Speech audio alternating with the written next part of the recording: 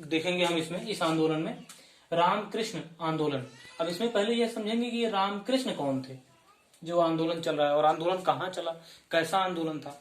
तो आप देखें, अगर हम देखें भारत में, तो बंगाल का जो क्षेत्र था वो बौद्धिक चेतना से भरा हुआ क्षेत्र हो गया था।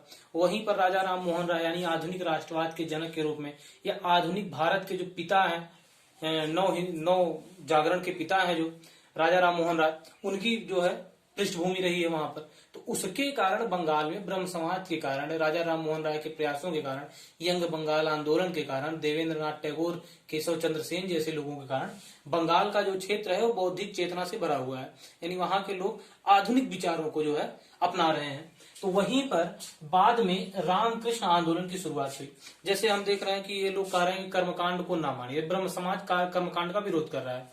तो अब धीरे धीरे वहां पर जो धार्मिक नेता भी हैं वो भी कर्मकांड से हट करके भक्ति और योग जैसे मार्ग को अपना रहे हैं।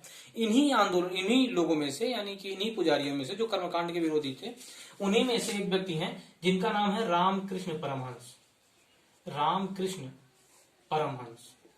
तो रामकृष्ण परमहंस जो थे, एक कलकत्ता में एक मंदिर था जिसका नाम था दक्षिणेश्वर।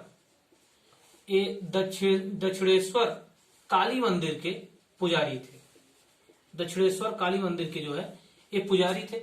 और इन्होंने कहा कि अगर ईश्वर की प्रार्थना करनी है, यानी धार्मिक रूप से मुक्ति लेनी है, तो आप उपासना कर सकते हैं, मानव सेवा कर सकते हैं, योग कर सकते हैं। ईश्वर की उपासना से ही ईश्वर मिल सकता है या मानव सेवा से मिल सकता है। तो पूरा कंक्लूजन इन लोगों ने यह बनाया कि अगर देखा जाए तो प्रत्येक व्यक्ति के अंदर, जो भी व्यक्ति है उस व्यक्ति के अंदर ईश्वर का अंश है।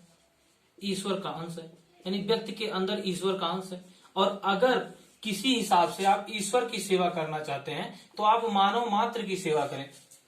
स्टेटमेंट भी है कि अगर ईश्वर की सेवा करना हो तो मानव मात्र की सेवा की जाए, यानी मानव सेवा ही ईश्वर सेवा है।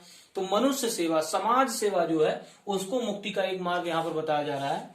रामकृष्ण परमहंस जो थे, इन्होंने सबसे पहले परमहंस मठ की स्थापना की और इसके माध्यम से अपने विचारों को फैलाने लगे। और इनकी एक पत्नी है, एग्जाम में पूछा गया, पीसीएस मेंस में प्रश्न आ चुका है, इसको याद रखिएगा कि इनकी पत्नी का क्या नाम था। एक बार पहले मैंने बताया भी था, इनकी पत्नी का नाम था शारदा मणि। बाद में इन्हीं की आज्ञा लेकर के जो है स्वामी विवेकानंद निकले अमेरिका में, तो इनकी पत्नी थी शारदा मणि। तो यह जो रामकृष्ण परमहंस थे, जो कर्मकांड को, आडंबर को हटा करके भक्ति मार्ग से या ईश्वर की उपासना मार्ग से, योग से, सिद्धि से ईश्वर को यानी धार्मिक रूप से मुक्ति प्राप्त करने का उद्देश्य बता रहे हैं, वो रामकृष्ण परमहंस दक्षिणेश्वर काली मंदिर के पुजारी हैं। और ईश्वर की सेवा करने का जो तरीका बता रहे हैं वो व्यक्ति की सेवा में रखा हुआ है। इन्होंने परमहंस मठ की स्थापना की और इनकी एक पत्नी है जिनका नाम है शारदा मणि। इन्हीं रामकृष्ण परमहंस के एक शिष्य हैं जिनका नाम पहले था नरेंद्र। यही नरेंद्र दत्त जो है बाद में जाकर के विवेकानंद बन रहे हैं। तो इनके परम शिष्य थे नरेंद्र दत्त, और नरेंद्र दत्त ने रामकृष्ण के नाम पर रामकृष्ण आंदोलन की शुरुआत की। ये पूरा वाक्य ऐसे है कि जब रामकृष्ण जो है नरेंद्र दत्त से मिले तो इनको देखे और प्रभावित हो गए।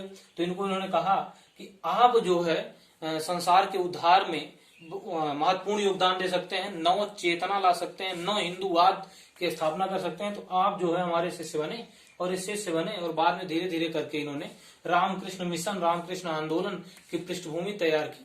और नरेंद्र दत्त यानी कि स्वामी विवेकानंद, जो विवेकानंद जी हैं, विवेकानंद का जन्म 1863 में हो रहा है।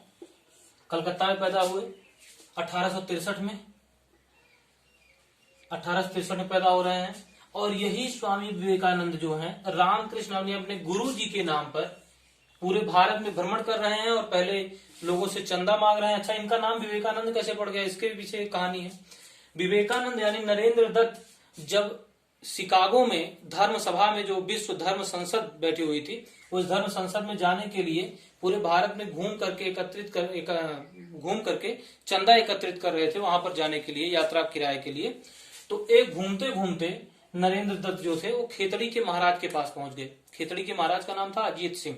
तो उनके पास पहुंचे, उन्होंने सहयोग भी दिया और उन्होंने कहा कि अगर अपना नाम आप नरेंद्र दत्त से हटा करके विवेकानंद जैसा रख लें तो एक हिंदू नाम, एक अच्छा नाम बन जाएगा। तो इन्होंने उन्हीं के सुझाव पर, यानी खेतड़ी के महाराज के सुझाव पर नरेंद्र दत्त ने अपना नाम बदल करके विवेकानंद रख लिया। एक बात और ध्यान में रखिएगा, आप खेतड़ी का नाम आया है तो खेतड़ी है कहां पर? खेतड़ी आपको मिलेगा राजस्थान में। खेतड़ी का जो क्षेत्र है वो तांबे का क्षेत्र है।